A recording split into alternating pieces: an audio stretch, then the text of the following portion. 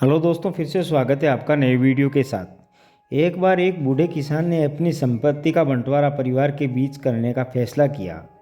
एक दिन उसने अपने बेटों से कहा कि तुम सब मेरे लिए एक एक कमीज़ लेकर आओ। जो सबसे अच्छी कमीज़ लाएगा उसे मेरा मकान मिलेगा। दोनों बड़े लड़के शहर की ओर चल दिए, पर जो छोटा और भोला था वह सीधा जंगल की ओर निकल पड़ा। वह चलते चलते घने जंगल में पहुंचा। वहां उसे एक मकान दिखाई दिया। दरवाजे पर ताला नहीं था। अंदर उसने एक खाने से सजी टेबल देखी। आसपास कोई नहीं था।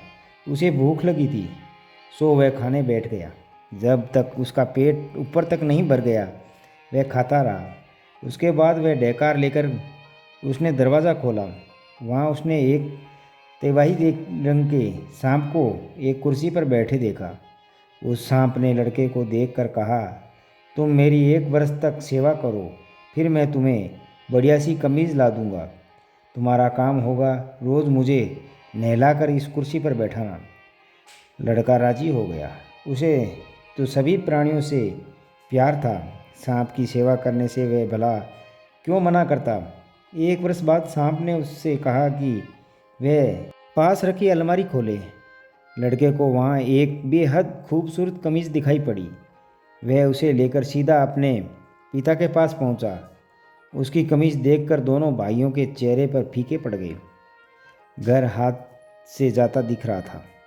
उन्होंने पिता से विनती की कि हमें एक और चैलेंज लाने के लिए कहिए, इस बार हम ज़रूर सफल होंगे।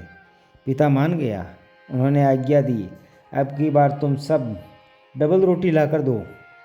जिसकी सबसे अच्छी होगी वही मकान का हकदार होगा। बड़े लड़के फिर नगर की ओर दौड़ पड़े। छोटा लड़का जंगल की ओर गया। वह फिर उसी मकान में पहुंचा। ताजुब यह था कि अब की बार सांप चांदी सा सफ़ेद दिखाई दे रहा था। लड़के ने पूरे बात सांप को बताई। सुनकर सांप बोला, ठीक है, तुम 1 साल और मेरी सेवा करो। इस बार मुझे दिन में 2 बार नहलाना पड़ेगा। मैं तुम्हारे इच्छा पूरी करूँगा। लड़का राजी हो गया और सेवा का क्रम चल पड़ा। जब साल पूरा हुआ तो उसे भोले लड़के को सांप ने इतनी स्वादिष्ट और नरम डबल रोटी दी।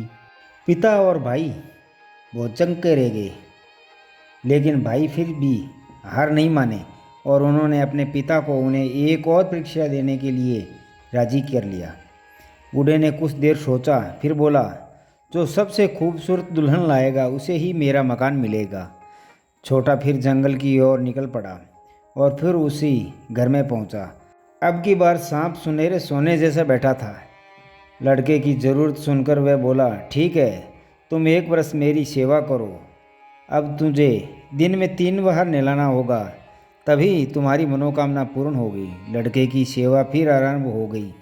वर्ष समाप्त हुआ और सांप से लड़के ने अपनी मांग दोहराई। सांप ने लड़के को बुलाया और कहा, मुझे तुम चूल्हे में डाल दो। मैं तुमसे विनती करूँगा, पर तुम सुनना ही मत।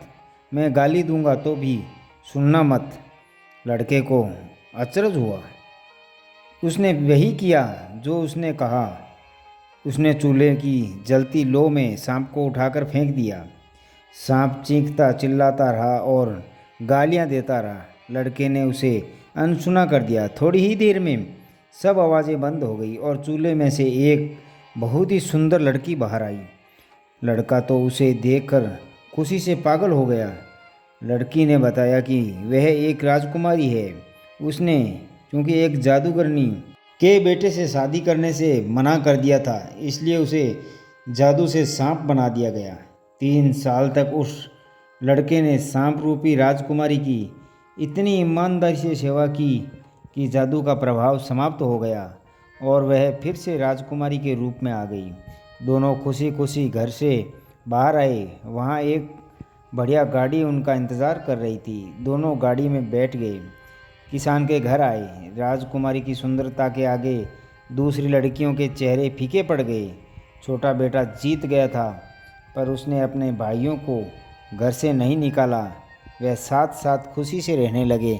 सभी भाई खुशी से रहते हैं, यही सबसे बड़ी चीज़ है और यही सबसे बड़ी दौलत है। तो दोस्तों, फिर मिलते हैं अगले वीडियो में, तब तक अपना ख्याल रखना, मुस्कुराते रहना। धन्यवाद।